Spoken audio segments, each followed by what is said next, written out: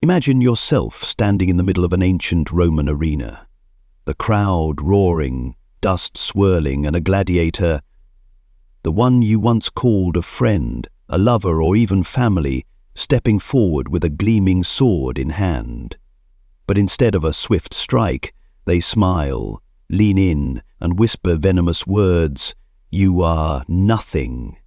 Then, slowly, deliberately, they carve deep wounds into your self-worth. As you collapse, bleeding onto the ground, they turn their back and walk away, leaving you amidst the ruins of yourself. This is not a physical battle. This is the reality you may have faced when encountering the narcissist's final move, a psychological strike sharpened to break you before they disappear for good. I call it the final twist.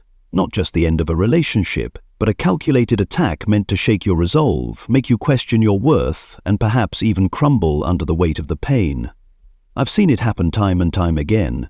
People who once burned brightly now shrinking into the shadows, asking themselves why they were treated this way. But today, we won't view this story through the lens of victimhood or villainy. We will see it through the eyes of Stoicism, the philosophy of mental warriors like Marcus Aurelius, Seneca, and Epictetus, to uncover why narcissists do this and, more importantly, how you can transform their final blow into an opportunity to forge your inner strength. Yes, they wanted to destroy you, but as Epictetus said, it is not events that hurt you, but your perception of them. The narcissist may swing their sword, but only you decide whether it cuts you down or becomes the forge that hardens you into something stronger. This is not a story of revenge or self-pity. It's a journey of facing adversity, accepting what you cannot control, and embracing what you can, your mind and your spirit. In this video, we will dissect the final twist through the lens of Stoicism. We will look at the nature of the narcissist, not to judge but to understand, from how they operate like malfunctioning emotional machines to why they try to pull you down before they leave. We'll use the story of Jenna, a woman who faced this exact blow, as a mirror, but our focus will be on practical philosophy, how you can stand firm in the storm, turn pain into power, and live a life beyond their reach. Get ready. This is a journey not for the faint of heart, but by the end you'll realize that no sword, no blow can ever destroy you unless you allow it. Let's begin. Marcus Aurelius, the Roman emperor and great Stoic philosopher, once wrote in Meditations, "If someone does you wrong, think about what is in their soul that made them act that way, and you will feel pity rather than anger." Pause for a moment and reflect on that. We often want to label the narcissist as pure evil, an irredeemable villain, but from a Stoic perspective, they are not an enemy to be destroyed in flames of rage. They are lost souls, trapped in a storm within themselves, a storm they cannot control or escape. They are not stronger than you, they are weaker, because they lack the ability to face themselves, to look into the mirror without needing someone behind them whispering that they are great. Imagine yourself standing on a ship in the middle of a vast ocean, waves roaring, wind howling through tattered sails, and the person before you, the one who once captained your life, is not steering you towards safe harbor. Instead, they are a ghostly figure, eyes wild, hands gripping the wheel only to crash the ship onto the rocks. Not because they want to survive, but because they need you to sink with them in the storm of their own soul. This is not a nightmare. This is how a narcissist operates. And to understand the final twist, we must see them not as terrifying monsters, but as prisoners of their own chaotic minds. A mind that Stoicism would call enslaved by desire, illusion, and an inescapable delusion. A narcissist lives in a distorted world, where the self is the center of all existence. You, I, and everything around them are merely puzzle pieces in a picture they paint to worship themselves. They lift you high, like a golden statue, not because they cherish you as a person with dreams and emotions, but because you reflect the perfect image they want to see.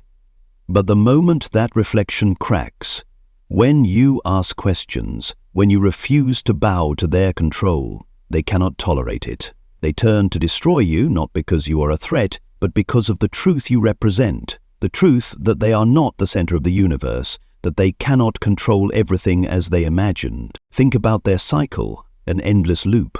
Idealization, devaluation, discard. This is not random, nor is it a momentary emotional impulse. It is their nature, a pattern as relentless as waves crashing against the shore in a storm. The idealization stage is when they pull you onto the deck, showing you the sunlight, making you believe you are the most special person in the world. But when you begin to notice that the ship is not heading in the right direction, when you ask, why aren't we reaching the shore, they do not respond with reason or sincerity. They throw you overboard, leaving you to drown in doubt and pain, then walk away as if you never existed. This is not about you, this is about them. They cannot face the truth that their power is an illusion, that their ship has been sinking in their own mind for a long time. Meet Jana, a woman I once knew in Chicago, a living example of how narcissists operate. She met a man, let's call him Ryan, who at first appeared like a lighthouse in the storm of her life. He praised her beauty, her intelligence, her resilience in facing hard days at work. He made her feel like a goddess, someone irreplaceable. And in those first months, she believed it. But then she started noticing cracks in his words, promises unkept, stories that didn't align.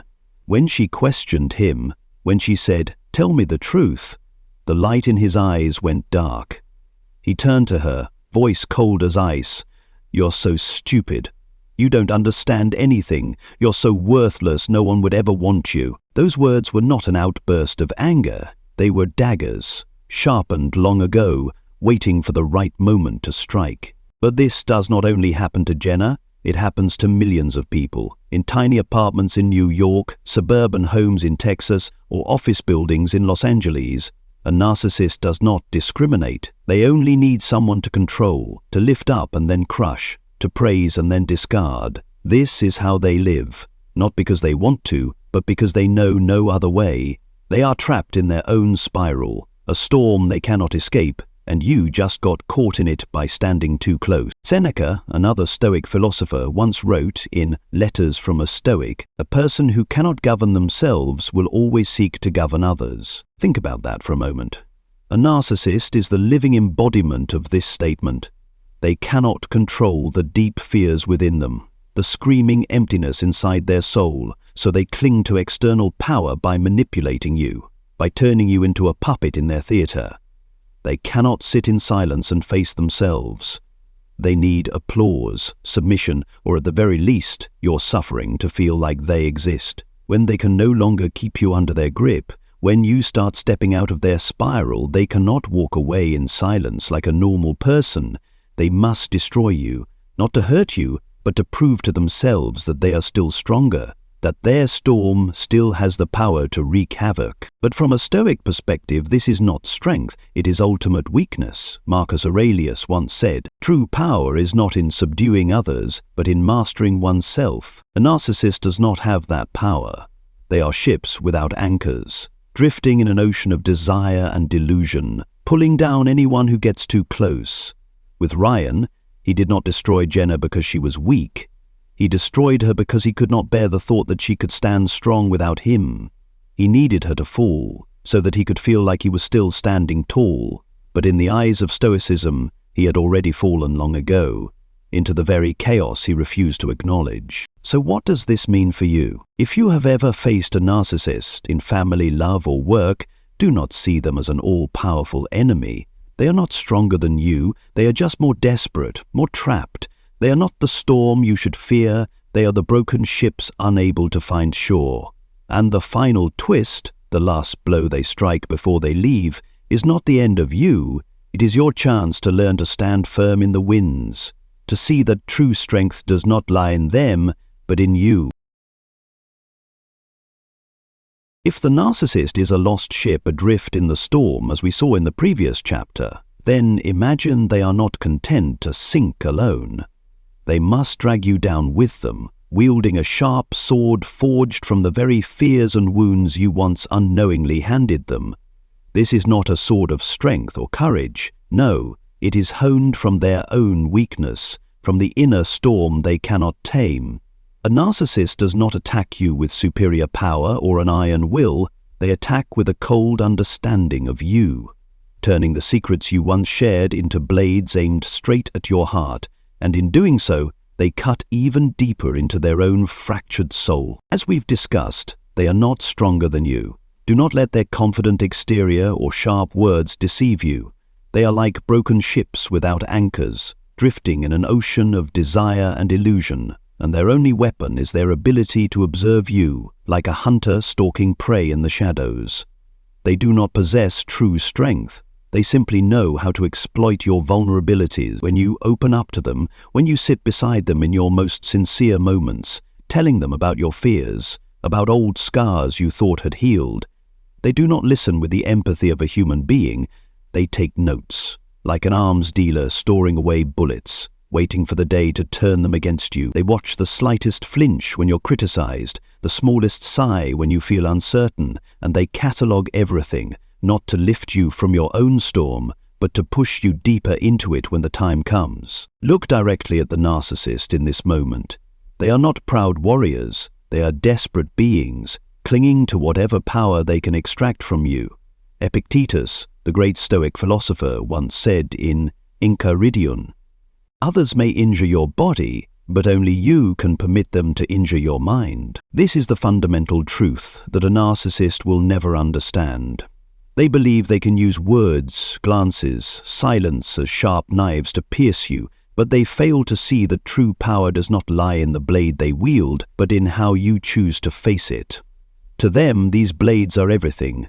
They do not have guns or physical daggers, but they possess a far more insidious weapon: the precision to target the old wounds you once revealed in moments of trust. Let's return to Jenna, the woman we met in the previous chapter, a clear example of how a narcissist wields this sword. When she met Ryan, she opened up to him as a sailor trusts their captain. On rainy nights in Chicago, as they sat in her small apartment, Jenna told him about her deepest fears: the fear of failure, the sleepless nights from work stress, the times she felt she wasn't good enough despite trying her best. Ryan didn't just sit there. He listened with the attentiveness of a predator, his eyes lighting up not with empathy, but because he knew he had just discovered a weakness to exploit. He wiped her tears, nodded as if he cared, but in his mind he was sharpening his sword, storing every detail for the moment he needed to reassert his power. And that moment came. When Jenna started noticing Ryan's lies, the inconsistencies in his stories, the promises that were never kept, she asked questions not to attack but to seek the truth. But to a narcissist, the truth is the greatest threat. Ryan didn't argue, didn't defend himself. He drew the sword. He looked straight into her eyes, his voice cold as ice. "You'll never be successful. Your job is garbage. No one cares about it." Those words were not a spontaneous burst of anger. They were a calculated strike, aimed directly at Jenna's deepest fear, forged from the very things she had once shared in trust. He wasn't speaking the truth.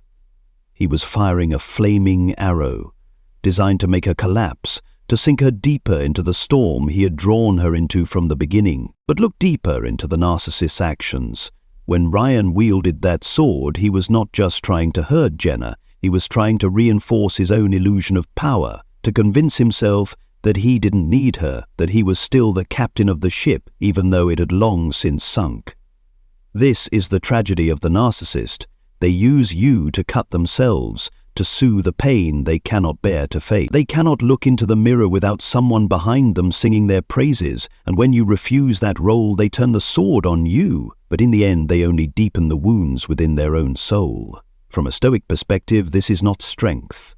It is the weakness of a ship that cannot find harbor, of a soul that cannot stand tall without dragging others down. This is where Stoicism becomes the lighthouse in the storm that the narcissist creates. Marcus Aurelius wrote in Meditations, "You have power over your mind, not outside events. Realize this and you will find strength." Let that sentence sink into you like a fresh breeze in a chaotic sea. A narcissist like Ryan may know your vulnerabilities, he may see the scars you carry, the fears you have shared, but he cannot control how you respond to his blade. He wants you to shrink, to embrace the pain and believe that his words are the final truth about you. With Jenna, Ryan wanted her to break, to believe she was a failure. But what he didn't understand is that her worth was never in his sword, but in how she chose to rise from the ashes he left behind. Imagine the narcissist's sword as a massive wave crashing against your ship. The wave may rock the boat, may tear the sails, but it cannot sink you unless you let it pull you under. The narcissist wants you to believe they have the power to define you, that their words, their actions are the final judgment on your worth. But from a Stoic lens, the truth does not lie in what they cut. It lies in what you choose to believe, in what you choose to do with the storm. You cannot stop them from drawing their sword, but you can decide whether it will pierce you or pass like a harmless gust of wind, leaving you standing firm like a mountain in the sea. In today's world, where social media turns everything into a public battleground, the narcissist does not stop at whispering knives into your ear. They turn their sword into a public weapon, sharper than ever. They post a vague tweet. Some people are too weak to stand alone, and you know it's about you. They spread rumors among your friends, turning you into a joke in the very circles that once respected you. They might post a picture or a story on Instagram, hinting at your failure for hundreds, even thousands to see, all to prove that they still hold the sword, that they are still the captain, even though their ship has long since sunk. But from a Stoic perspective, this is not something to fear, not really. What they do is beyond your control, like waves crashing against the shore that you cannot stop. You cannot erase the tweet, you cannot silence the rumor, you cannot take back the words they have already unleashed into the world. But what you can control, and this is the light Epictetus pointed us to, is how you stand firm in the storm. Seneca once wrote in Letters from a Stoic, "Endure and renounce. Endure what comes your way and renounce its power to break you." The narcissist wants you to feel small, to run from your own ship in shame, but you can choose to stay, to stand tall, to let their sword fall uselessly to the ground, leaving you unshaken like a lighthouse in the raging sea. Apply this to yourself. Maybe an ex once told you you'll never amount to anything. Maybe a coworker once sneered, "You're too weak to succeed." Those words are the narcissist's blades, not because they are true, but because they know they strike at your most vulnerable places. But as Marcus Aurelius reminds us, remove the thought, "I am hurt," and the hurt will disappear. The narcissist may wield their sword, but only you decide whether it cuts or whether it simply vanishes in the wind, leaving you standing there, whole and stronger than ever. As we have seen, the narcissist is not a powerful warrior. They are a broken ship, drifting in their own inner storm, and the sword they wield is not for protection, but to conceal their own weakness. But the final twist is the pinnacle of that desperation. It is not just another cut, but a deliberate act of destruction, carefully calculated to bring you to your knees before they disappear into the shadows. This is not a quiet departure, not a simple ending like in Hollywood romances. No, with a narcissist, leaving is never enough. They must leave you in ruins, burn down your ship to prove that they are still the captain, that they still have power, even if it is nothing more than the last illusion before they row away in search of their next victim. Imagine yourself standing on the deck of a ship in the vast ocean, the waves gently lapping against the hull, and for the first time in a long while, you feel a break in the storm, just a sliver of light piercing through the dark clouds, a whisper of hope that the worst is over. But then, from below deck, the narcissist, the lost captain you once trusted, steps forward, holding a burning torch. They do not say goodbye, do not hand you a lifeboat to survive.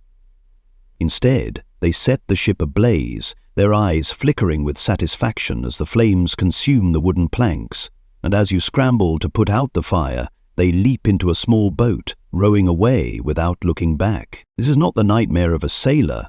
This is the final twist, the moment when the narcissist does not just leave you, but ensures that everything you built with them is reduced to ashes, leaving you trapped in a sea of fire, watching your last hope burn away. Let's return to Jenna, the woman we met earlier, a vivid illustration of how the final twist unfolds.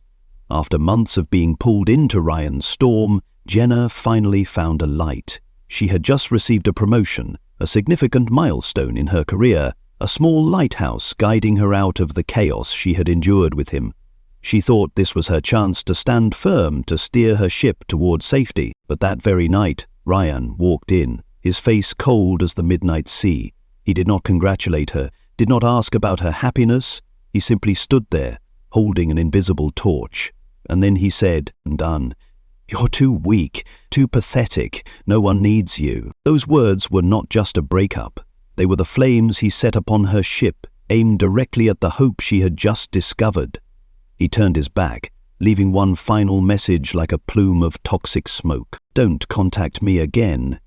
You're not worth it." Jenna collapsed right there on the deck of her own ship.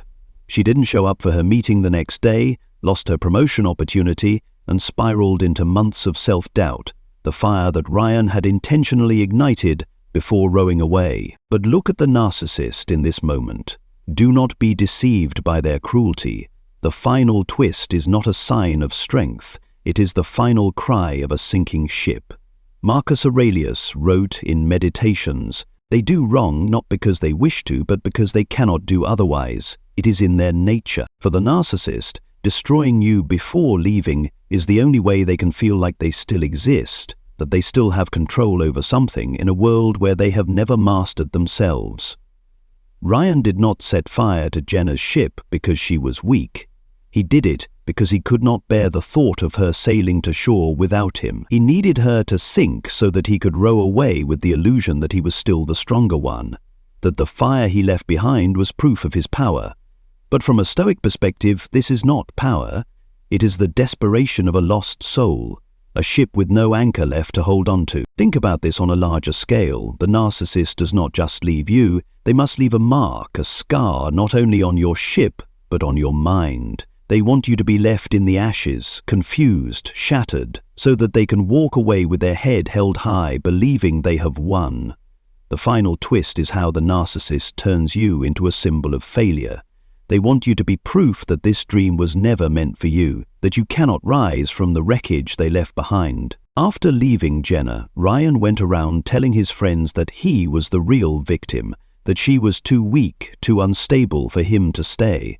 He wanted them to believe that the fire he started was her fault, not his. But from a Stoic perspective, this is not victory. It is the failure of someone who cannot face the storm within their own soul. And this is where Stoicism becomes the cool breeze amidst the fire the narcissist leaves behind. Seneca, in Letters from a Stoic, wrote, "Fire tests gold. Adversity tests the strength of a person." The fire that Ryan lit was not the end of Jenna. It was a test of her will. The narcissist wants you to believe they have destroyed you, that your ship has sunk beyond repair. But, as Epictetus said, they may throw you into a prison, but they cannot imprison your mind unless you allow them to. To them, you are not allowed to rise, not allowed to sail through the storm without them. That threatens the illusion of power they cling to. But from a Stoic lens, this is not defeat. This is your chance to prove that their fire cannot consume you, that you can rise from the ashes stronger than ever. Imagine the final twist as a firestorm sweeping across your ship. The flames may burn the sails, may char the deck, but they cannot sink you unless you let them. The narcissist wants you to believe they have destroyed everything, that your ship is beyond saving, that you no longer have the strength to steer it. But from a Stoic viewpoint, the true ship is not in the wood or the sails, it is in your mind, in your will.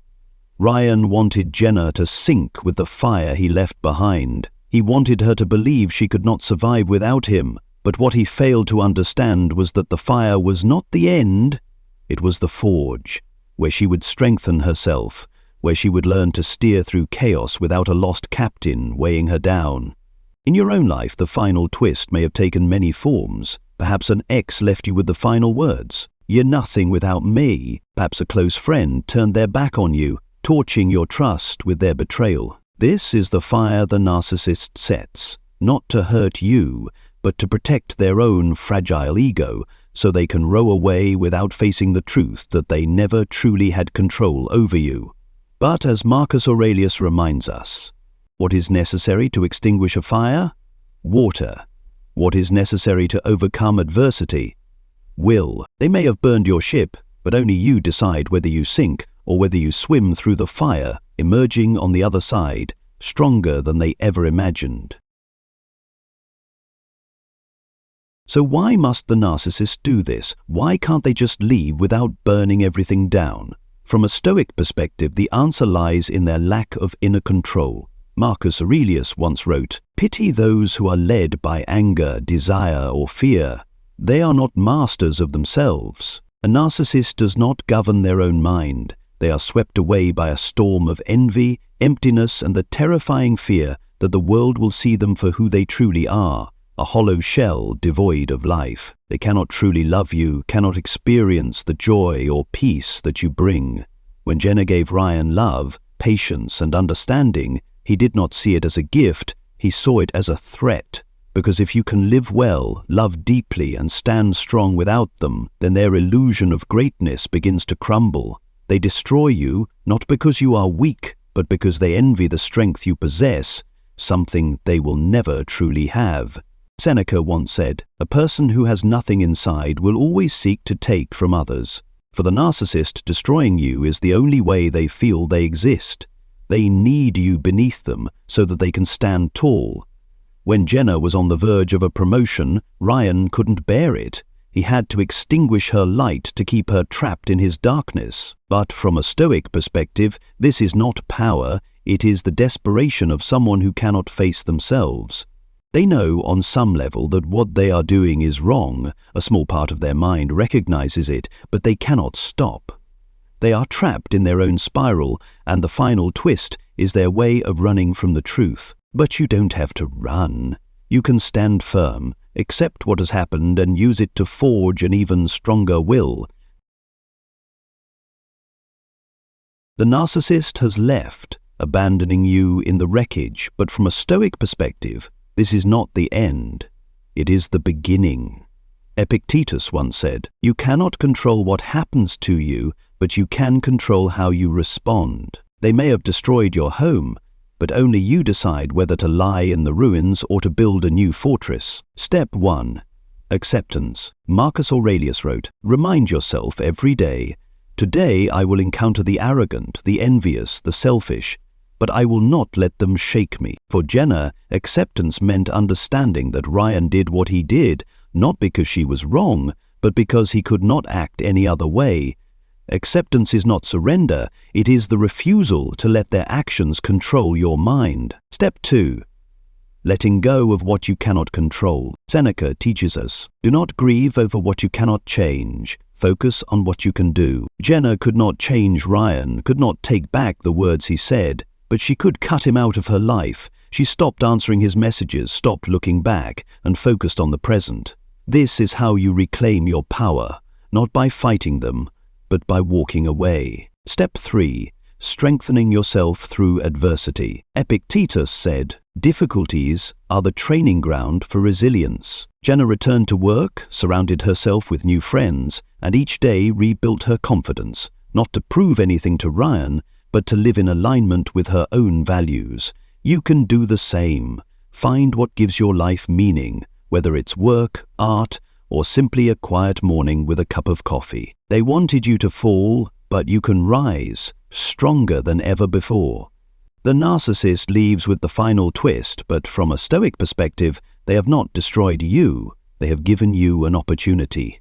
Marcus Aurelius once wrote, "The fire burns brightest when the wind is strongest." They wanted you broken, but you can turn their fire into your own light. Not for revenge, but to live a life they can never touch. Jenna did it. She rose, not to defeat Ryan, but to become the best version of herself.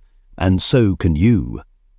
They may wield the sword, but only you decide whether it cuts you or forges you into steel. Share your story in the comments. I want to hear how you stood strong. Like this video, subscribe and turn on the bell to continue this Stoic journey with me.